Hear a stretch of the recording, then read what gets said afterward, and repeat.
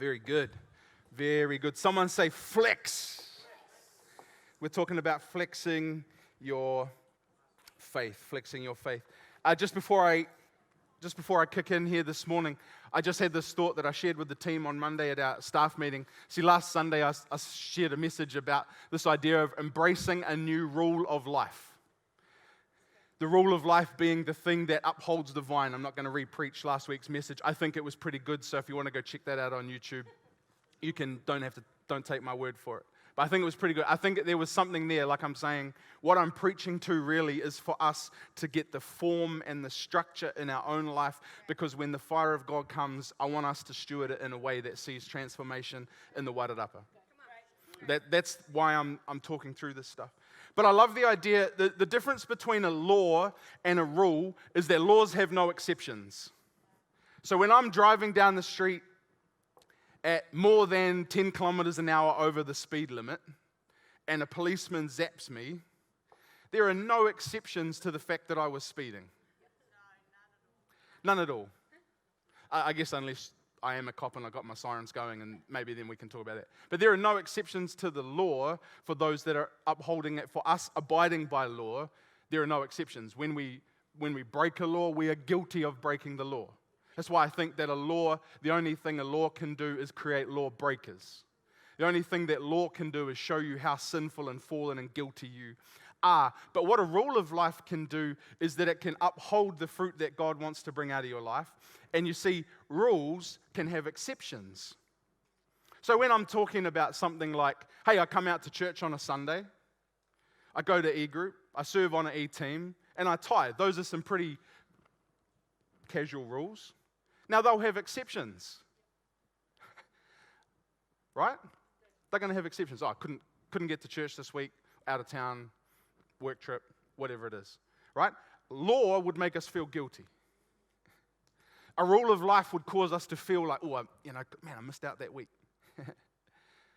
Like I was talking about with my wife, if I miss a day of conversation, it is what it is. But if I miss a few days, I start to feel it. And I don't know about you in your life, but if you would be open and honest about the nature of connecting into the life of church, you can probably miss it for a week. But when it becomes the rule, just a thought.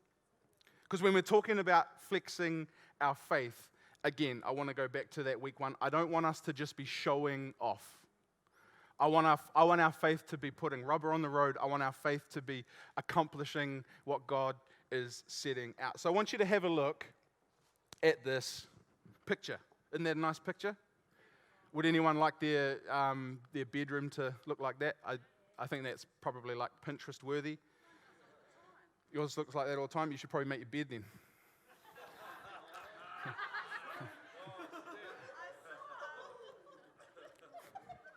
I probably was just projecting my own issues onto you. I'm getting better at making the bed though. Yeah. All right, good. But when you look at this photo, what's the death trap there?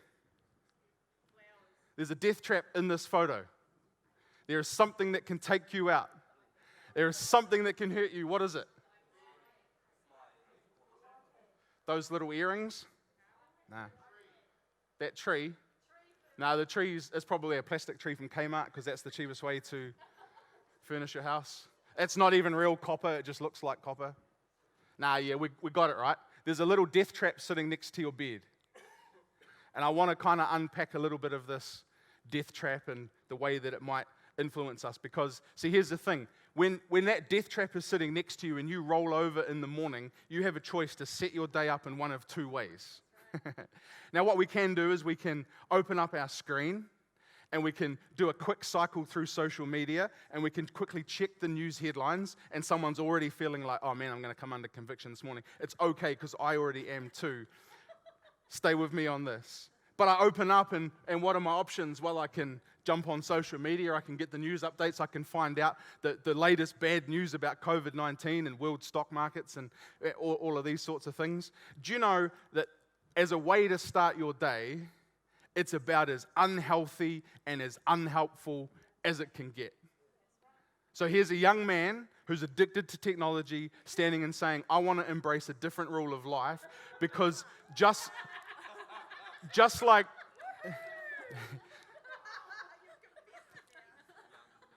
Made myself accountable. You got to be careful what you say. Young man. Not young? Oh, It's true. I tend to date myself.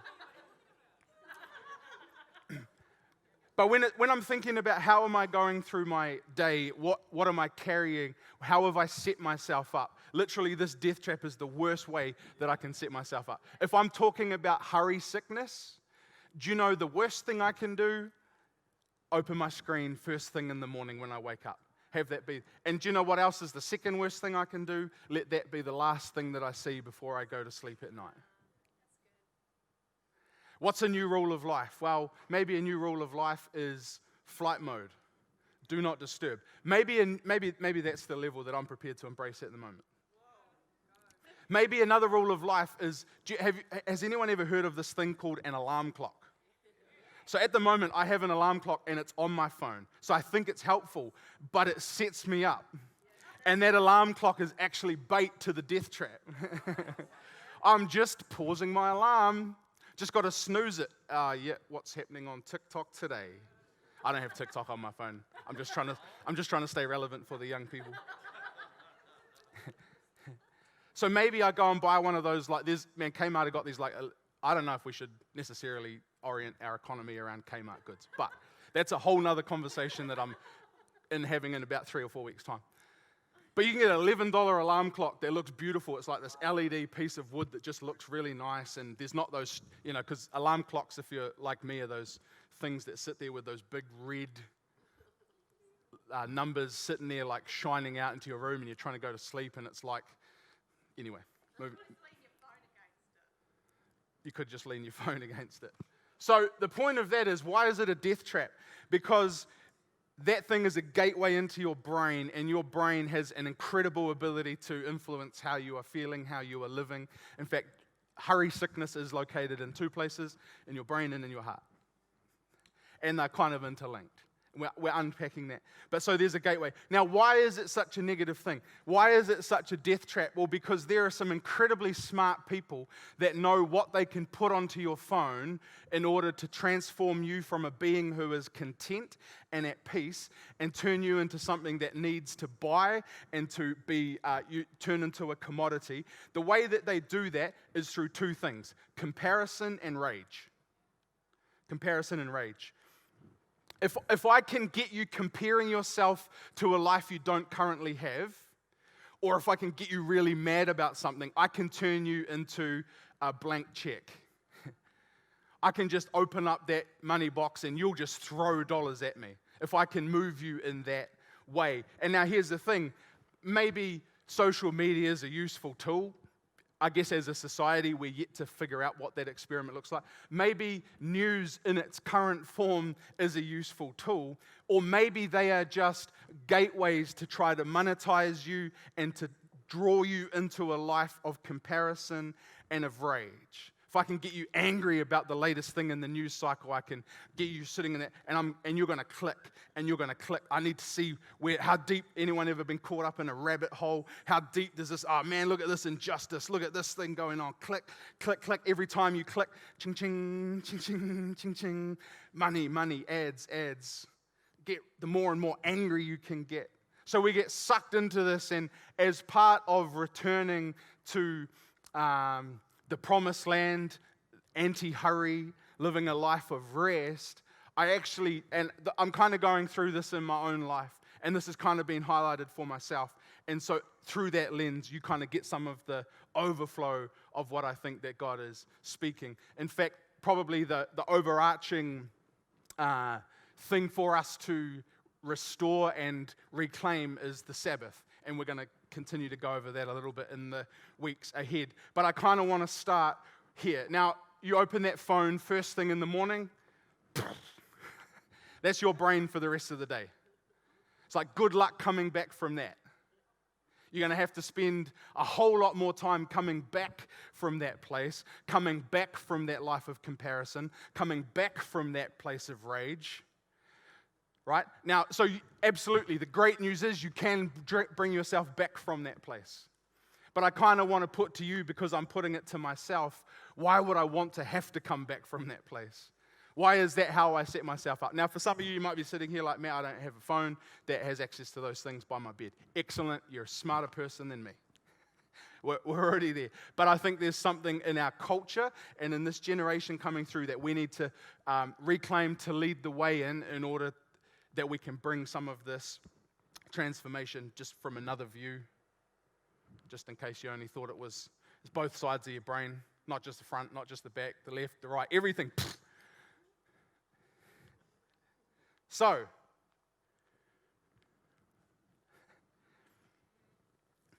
maybe that place next to my bed, that table that's there and it's part of that nice furniture set, maybe I can just have that as a phone-free zone. Maybe one thing I can do to reclaim a life with a good rule of life where I'm not drawn into hurry and worry is that my phone can charge itself in the lounge. What do you mean? It needs to be right next to me. Yep. Why does it need to be right next to me? Because I'm addicted to it. Because it's got its hooks real deep into me. Because why? When I scroll through Instagram, dopamine. Man, that feels good. Instant gratification. Yeah, how good is this? Trust me, I hate saying it as much as you might be hating hearing it. But here's this thing. If you've got a phone, you ain't ever alone. One of the things that you'll see that I'm talking through today is silence and solitude. So I talked about some of those things, that rule of life, the stuff we want to add in. But I think first we need to think of some things that we're going to subtract. And what better way to subtract than subtracting noise and subtracting just crazy space around us? There's something in this. We'll keep going with it. Who remembers standing in line and having nothing to do? I'm waiting for my groceries and I've got nothing to do. Who remembers going to the movies and you would sit down and you're at the mercy of the timing of the movies for when you're next engaged? You just have to sit there. Some of you are thinking, what are you even on about? What is that world? Well, that world no longer exists. Why? Because we're never alone. We're standing in line at the supermarket, waiting for my coffee at the coffee shop.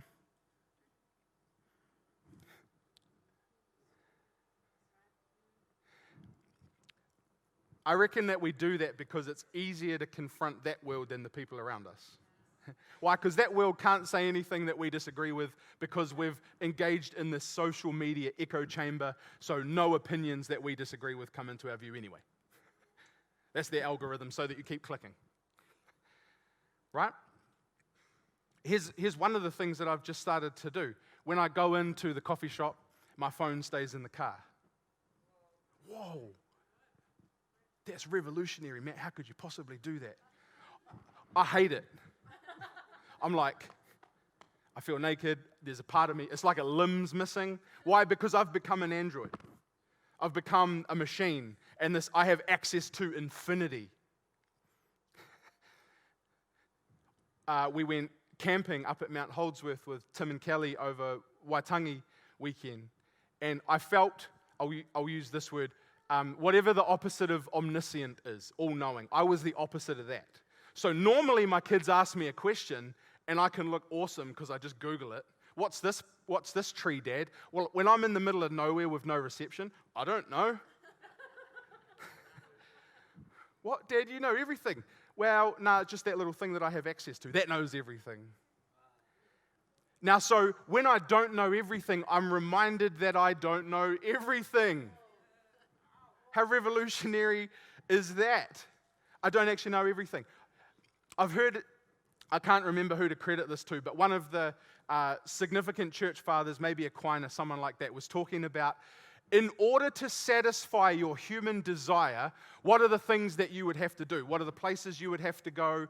What are the things you would have to own? What are the experiences that you would need? In order to actually be satisfied, and his conclusion was you would need to have everything. Why? Because our desire as created beings is infinite. Why? Because our desire was created for something that is infinite. And so when we feel in our hearts a lack, well, it's because we've placed our desire onto something finite. And then we need all of the finite things to feel satisfied. And here's one way. Now, man, how good are we at spending time with the kids?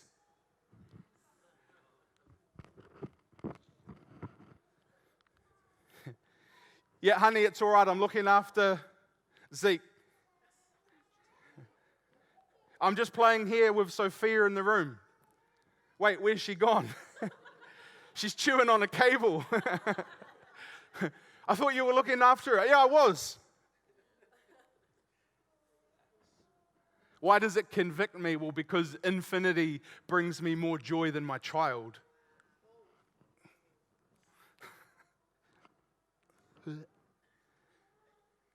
Trust me, I hate this stuff. When I'm sitting there at night and I've got my screen on my phone and I'm sitting next to, in the same room as the most beautiful woman on earth, and I spend my time looking at a screen? What am I, an idiot? Like she's right there. And I look over every so often and I'm like, oh,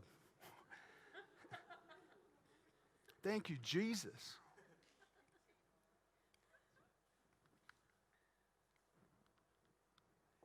And my kids are chewing on cables. Where's she gone? All of it. It used to be okay because we had a house where there was just literally one room and you just open one door and you get to everywhere else. Now there's like places and I'm like, where's she gone? I don't know. Hide and seek just got a whole lot more fun. But so this rule of life, some of these things that we want to take out, and I'm looking here today at silence and solitude. Philippians 4, we want to start here. I love Paul. Paul is an incredibly smart man. And he takes us through this. Rejoice in the Lord always. I'll say it again. Rejoice. Let your gentleness be evident to all. There's conviction number one. Are people aware of my gentleness? Is that something that marks me? Or am I just a bit rough and gruff and tough? Maybe that's for someone this morning. Let your gentleness be evident to all. The Lord is near. Do not be anxious about anything. When the Lord is near, you don't have to be anxious about anything. Here's the thing. He's always near. Our job is simply to make ourselves more aware of His nearness. I love that translation of the Lord's Prayer. Heavenly Father, in the air that I breathe, I stop and I make myself more aware of your presence. Silence and solitude, what does it do? It starts us off on this journey of making ourselves more aware. And when He's near, do not be anxious about anything, but in every situation, by prayer and petition with thanksgiving, present your requests to God. And the peace of God. What's the antidote to hurry? Peace. The opposite of hurry is peace. For the sake of the argument I'm making today, which transcends all understanding. That peace that doesn't make sense will guard your hearts and your minds. Remember where hurry sickness resides? In your mind and in your heart. Finally, brothers and sisters, whatever is true, whatever is noble, whatever is right, whatever is pure, whatever is lovely, whatever is admirable, if anything is excellent or praiseworthy, think about or dwell on such things. Do you know what's not true, noble, right, pure, lovely, admirable, excellent, and praiseworthy? Social media and the news. Wait a minute, the news is true. No, it's not. It's a part of it. But it's really just there designed to keep your attention so we can sell ad space. You know this. You're all smart people. You know that the news is just tricking you. You know that social media is just tricking you. But we kind of just let it. Whatever you have learned or received or heard from me, put it into practice. Remember again, we're not here to live a life as scholars, getting a degree in Christianity. We're here to live a life as apprentices, learning how Jesus lived. Remember that whole new way to be human? I reckon there's that new way to be human. Now, again, some of this I'm just reclaiming. I'm not standing here saying that I've got anything new. There's nothing new under the sun.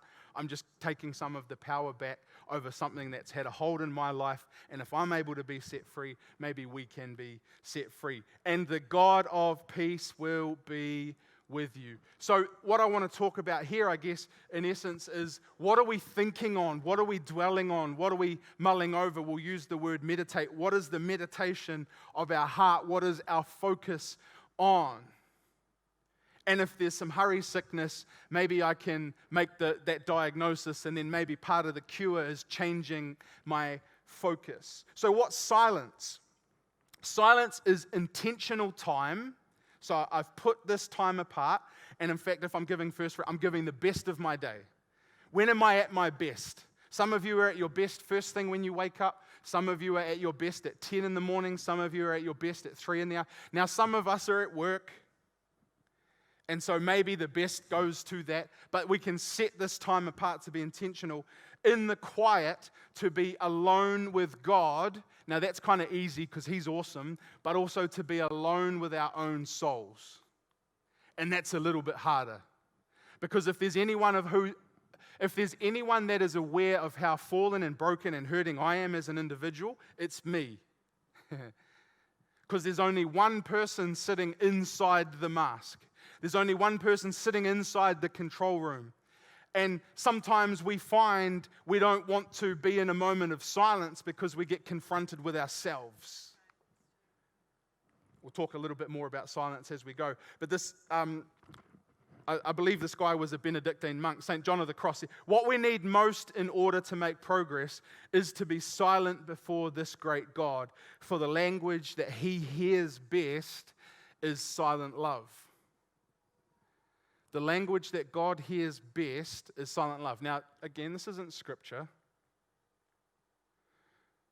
right? But there are some things within my own life that some of the most incredibly powerful moments that I've had with God are me and Him in a moment alone with not much else happening. Now, here's the thing. There is a time and a place for us to get together. In fact, we create that place every Sunday from 10 a.m., so feel free to turn up before 10 so that you're here to engage in it. When we all sing together and we shout and we praise and we hoot and we holler and we lift one voice as the body of Christ, and that's incredibly powerful. So don't hear what I'm not saying, but there is this time where if we don't create silence, come on, what are we missing out on? So in some senses, when we think about creating intentional silence, we think about getting rid of the external silence. We think about shutting down. It's like, what do you need to be silent? Well, I need to turn off my phone, turn off the TV. Like how many times we just like headphones in 24/7. Music playing 24/7. Music's wonderful, but you're walking through life with headphones in, you have zero situational awareness. Someone could be, I won't go too far into that because that's going to take me on a tangent. But here's the thing, we can get rid of external noise, right? We get rid of all the people, the noise, the stimulus, and let our bodies come to quiet. Now, for parents of toddlers, that got a whole lot harder. The external silence is a lot more difficult to come by. But here's this thing, internal silence, which is harder to do, is when we calm and center our mind on God, we come to mental and emotional rest in God. Now, if you're anything like me, it's really hard to be silent in here. This churns and this goes over things, and it actually takes me discipline to shut this up. Over summer, we had some time at the beach, and what's the name of the beach? Owakura Beach, holiday park, set up this incredible, like black sand, nice sunny day, just my family, and we had this nice sun shelter. We're sitting in it. We got our picnic. It's like pretty much the pinnacle of relaxation. And after about, I don't know how long it was, 3.5 minutes, I was like, I can't do this. And it highlighted something that I would say is out of whack in my own life. because there's just always something else to think about, always something else to chew over. And I wasn't able just to be in that moment. You see, what was I thinking about? It wasn't being in that moment. It wasn't being present right then and there. It was dwelling on something in the past. It was dwelling on things that were to come in the future. And there's a time and a place for that. But again, we can remind ourselves that what do we need to focus on? Today. This moment. I need to practice present. Practicing the presence of God is practicing being present with God. I stop. I make myself aware of your presence. Now, I don't want to leave you just with the idea. I want to give you some practical tools that help me. I actually saw this on a movie, which is hilarious, but I can't recommend. But when it comes to this place of mental stress, of panic, of everything going around, do you know what's a really great tool to push through this? Breathe in for 5 seconds. Hold it for 5 seconds. Breathe out for 5 seconds. Hold that for 5 seconds.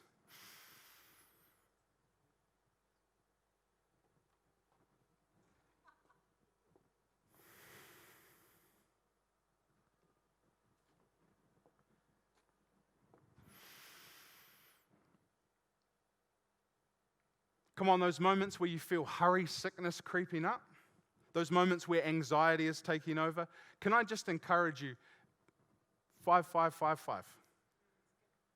Try it. See what can happen. Now, here's the thing. We want to be aware of what we are breathing in. There's this motif, this picture, this theme throughout the entirety of Scripture where the breath that fills our lungs is the Spirit of God, whether we are aware of it or not. So let's take that moment to be aware. I've just filled my lungs with the breath of the Holy Spirit. That divine presence of God Himself. Now, in order to silence that which is raging, we can resort to two things. And as I was kind of going over this with Justine, this little opportunity to rhyme came to me. We can either medicate or we can meditate. The white rapper from the wire rapper is in session. Now, when I say medication, I'm not going to define what that is for you. For some of us, medication is medication. For some of us, medication is Netflix. For some of us, medication is wine. For some of us, medication is chocolate. For some of us, medication is all of these. And we lean into these things in order to try and quiet and find a place of rest. So we can medicate. Now, we can even medicate with really, really good things. Like we can medicate with exercise. We can medicate with changing our diet to look incredibly clean, and now I remember the first time we did the Daniel fast in Christchurch, we lost all focus on prayer because we were so worried about making what we were eating like the most gourmet Daniel fast friendly thing. So, you can just medicate with really good things too. We can meditate. We can take that time and actually figure out what is our mind focused on. Now, what I will say is we can be smart with the medication that we use. What's one of those other things Matt's been convicted by? Well, the food that I eat is either the slowest medication in my life or the slowest poison. The amount that I move through the day is either the slowest way in which I can get stronger or the slowest way in which I can deteriorate into dust. So, as always, we bring some balance. Don't hear what I'm not saying.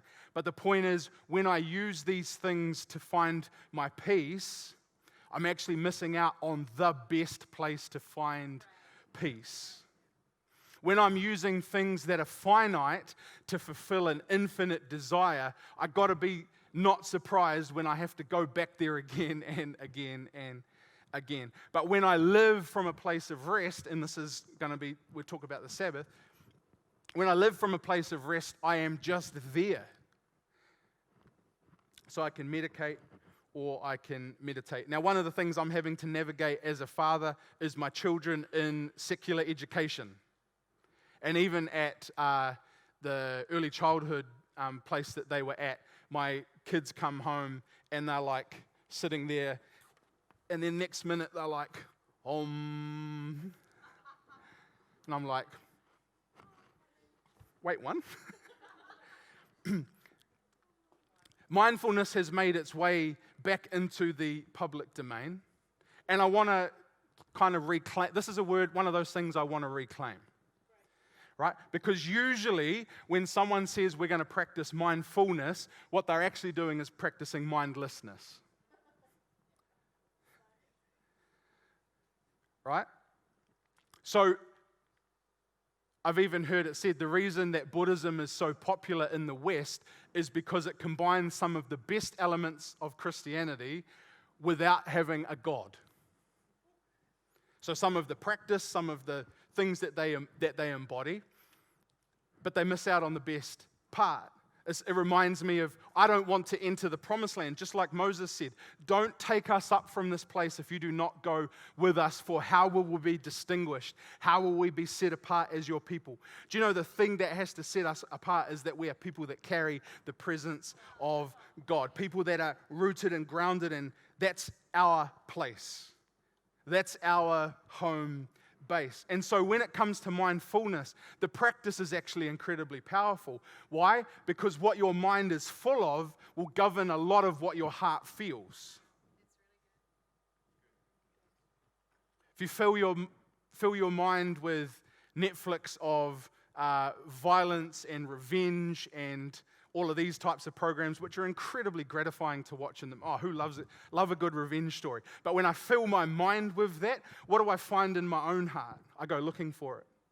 When I find some idealized version of what a sexual relationship looks like, and when I say idealized, I mean completely perverted. when I fill my mind with that, and now you don't have to even go onto the internet to find softcore pornography anymore, just scroll through Netflix.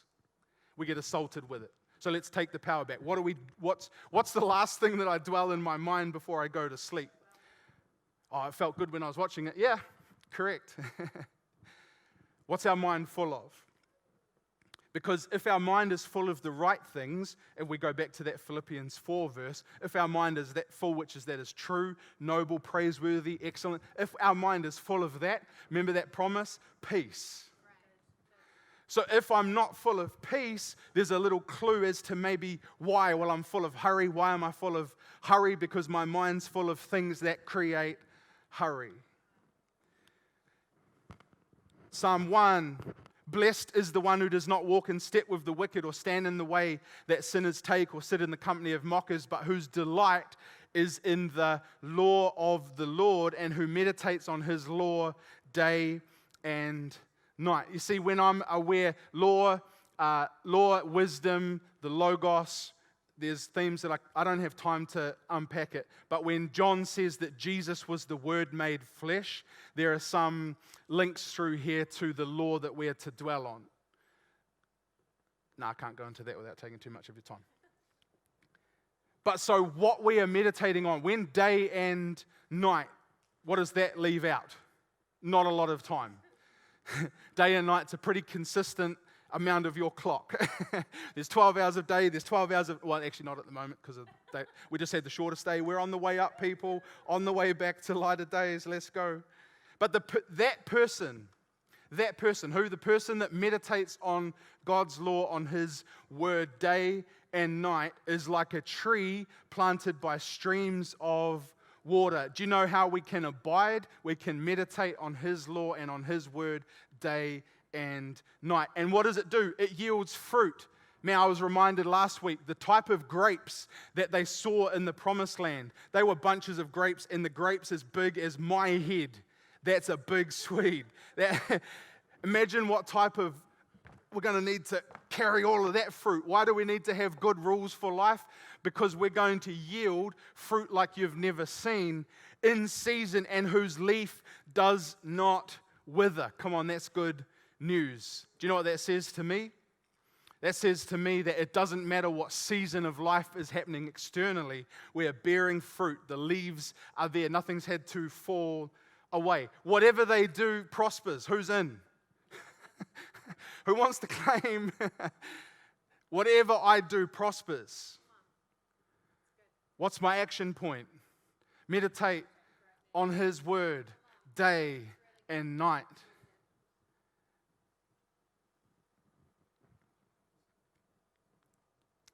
I remember the days of long ago. I meditate on all your works and consider what your hands have done. What else can you meditate and dwell on? What God has done in your life before. The ways that He has moved in your life. Come on, let's not be people that rush away from gratitude for the things that He's done. I love the nation of Israel. Every time God did something incredible, they'd put a whole bunch of stones and they'd make an altar. And then every time they walked past it, they would remember and they would tell the story. I walk past that with my son. I walk past that with my grandson. He walks past it with his grandson. And now all of a sudden, that story has been told across generations. Come on, I reckon we need to get better at telling stories. Let the morning bring me word of your unfailing love, for I have put my trust in you. Come on, what can we dwell on in the morning? Let morning bring me word of your unfailing love. What's the first thing I do when I roll over in the morning? Thank you, Jesus, for your unfailing love. Do you know, I've just won my entire day. 3 seconds and I've won the day. Why? Because everything I do from that point is set up to be operating from love, not trying to work for love. Everything that I put my hand to now is coming from rest, not fighting for rest. So, we're talking about silence. We're talking about meditation. Matt, how can I meditate on the Word? Man, we've got words for the day. Maybe it's one of those. Maybe you can redeem your phone and get the Bible app with the... Now, that's dangerous because that could just be bait to end up, I'm reading my Bible/Instagrams right there. So we do have to be careful with that one. But there are things called lectionaries, which over a 3-year cycle, the mainline churches use to go through what scriptures do we bring out at the moment. And there might be some Old Testament law, and there might be some Psalms, and there might be some Gospel, and there might be some New Testament. And people have actually done some work to lay out, here are some things you could think about right now. Incredible. I can just spend today dwelling on that. You don't need to get through 800 chapters of the Bible in one day to meditate on His law. You just need one word. You need one verse, Now, you do need to know what that verse means in context, but that's my issue to a certain degree, right? So, silence, solitude, the space we make for God to love us and to transform us into people of love. See, here's what I think. If we're finding it hard to love the world around us, we perhaps haven't spent enough time allowing God to transform us into people of love. If I'm not prepared to go out of my way to love somebody else, I perhaps haven't created space where I can be loved and transformed myself. Here's the thing. The first part is for God to love us. You see, loved people love people. Loved people love people. So, got to put this caveat in. Solitude does not equal isolation. We isolate ourselves at our own peril. Right? We're going to use the example of Jesus. Jesus Himself surrounded Himself with people. So, to those of you who consider yourself extroverts, you need some solitude time. To those of you that consider yourself introverts, do not get isolated. Don't allow it to happen. If I'm a clever hyena,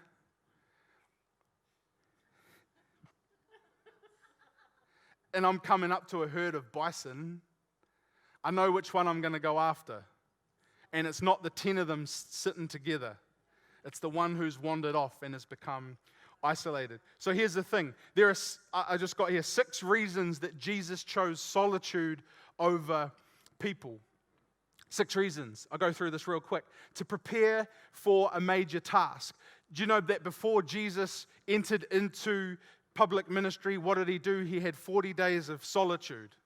Now, here's the thing. I reckon one of the reasons we avoid solitude is because the enemy comes to have a field day. When you enter into a place of solitude where it's just you, yourself, and God, the enemy's going to come in and he's going to say, hey, what about this? So we do have to guard ourselves and protect ourselves when it comes to preparing for a major task. So Jesus, He's going into His ministry and He takes 40 days in solitude to get Himself ready. Right? I've heard it talked about Martin Luther King. He's obviously come back into public awareness at the moment. But sometimes on the days where we feel like we've got a big day ahead, man, I just need to sleep a lot more so that I'm ready to go. Martin Luther King would get up at 2 a.m. to spend 6, 8, 10 hours in prayer before the march, to spend 6, 8, 10 hours in solitude with the Lord before standing up and declaring, I have a dream. You see, sometimes what we need is not sleep, but solitude. Sometimes we feel, I'm so tired. Why am I so tired? You're not tired, you're weary because there hasn't been time of solitude alone with the Lord. Now here's the thing, it's not a law. But when you don't have that time with the Lord, add it up a day, add it up a week, add it up a month, you will start to feel it. It's built into the fabric of reality. We can't escape it. You don't have to abide by the law. But come on, we feel that gap. So when we're preparing for a major task, and then I would suggest on the other side of the major task, to recharge. And come on, there are some of you that are going in, you know that you're going into those meetings, those environments, those atmospheres where, man, you don't need to sleep in, you need to wake up early and get into a moment of solitude. And then when you get home, you know what you don't need to do? Smack down onto the couch with a beer and chuck on Netflix. Do you know what you need to do after the hardest meetings of your life? Get into a place of solitude. Surround yourself with the God of peace. Make yourself more aware of His presence because He goes before you and He comes behind you.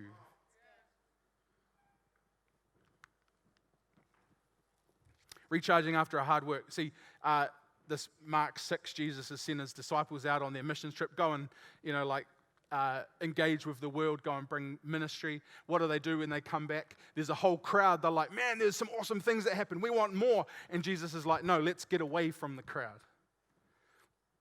So here's the thing. Sometimes you can do solitude with your mates. Sometimes solitude is getting out of town, getting up into the mountain, In Matthew 14, Jesus gets news that John the Baptist has been beheaded. And sometimes when we get confronted with incredibly bad news that stirs up grief in our hearts, we have a couple of options. I think sometimes we choose to not walk through grief. We try to do everything to avoid it. But Jesus showed us this way to be human is to fully engage with all of life's emotions, the highs and the lows, and to work through the grief of John the Baptist's beheading. One of Jesus's, like the guy that baptizes, a significant man in Jesus's life, the man who's preparing the way for Jesus's ministry. And Jesus needs to go into a place of solitude to work through that grief. Come on, sometimes when we get confronted with grief of life, we can medicate or we can meditate. To take some time to be alone with God. Why? I've talked about compassion being sitting next to someone in the gutter and crying with them. You see, the God that we served entered into the pain and brokenness of humanity in order to sit with us in the gutters of life. I don't know why we try to rush away from the gutters. I do know it's because it hurts. But to work through grief, come on, that might take some solitude. I need to create an environment. I don't need to go to sleep right now. I need to press in to God's presence. Father, and pouring it out, right? We don't have to hold back what we're feeling. Man, again, that idea that God's love can transform us into people of love. Before making an important decision, I think we need to be in solitude. Come on, sometimes you need to seek counsel from other people, but I love here, this is before Jesus goes to choose His 12 disciples. Before He makes one of the more significant decisions in His experience, He spends time alone with God. I'm reminded of the story of David. There was one particular valley where David comes against an enemy and he inquires of the Lord, and the Lord gives him a strategy and he wins a glorious victory, and then cycle through some time and he comes back to that same valley and is confronted with another enemy, and he goes, I've been here before. I know how to win this battle. I know what the strategy is to be successful. So he doesn't inquire of the Lord. He doesn't take that time in solitude and he gets defeated. Come on, don't get so over-familiar with the victories in your life that you think you can get away with the same thing that's always sustained before. In times of distress, when we feel like the world around us is falling apart. You see, the greatest distress that Jesus ever felt in the Garden of Gethsemane here in Luke 22, we see the story. He felt so much distress that he started like blood popping out of his pores. I watched a video the other day of a man deadlifting close to 500 kilograms and just seeing blood like popping out of his. There's a human physiological response. Now, Jesus probably wasn't in the garden doing a deadlift session, but the weight of your sin and the weight of my sin was probably pretty heavy. And for him to deadlift that off humanity, times of distress.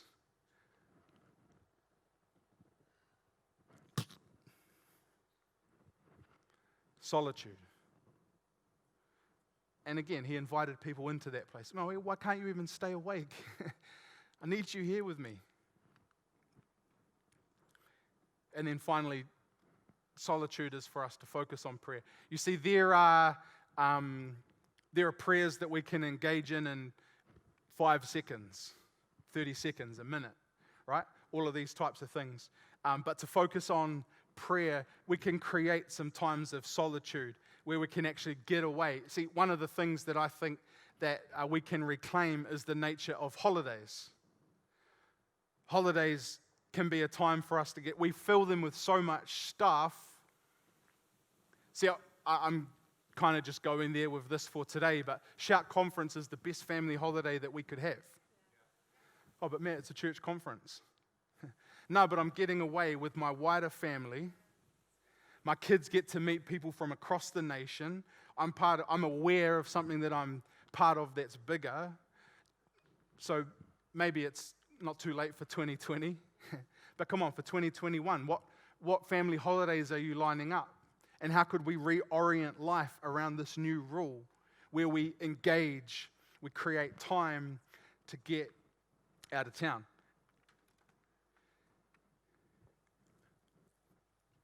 So in your own life, maybe it's getting rid of the phone from the bed. Now, phones are great tools. Please don't hear what I'm not saying. We're not going to have a phone burning session, right? I'm not going to ask you to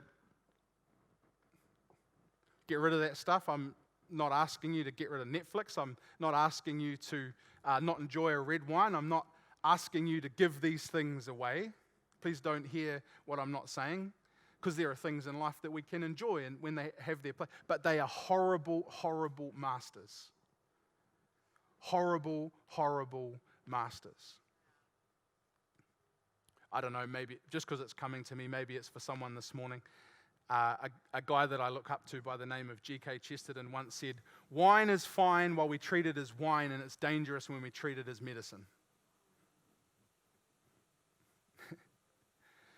Maybe that lands for someone this morning. I don't know why that came out, but I felt to say it.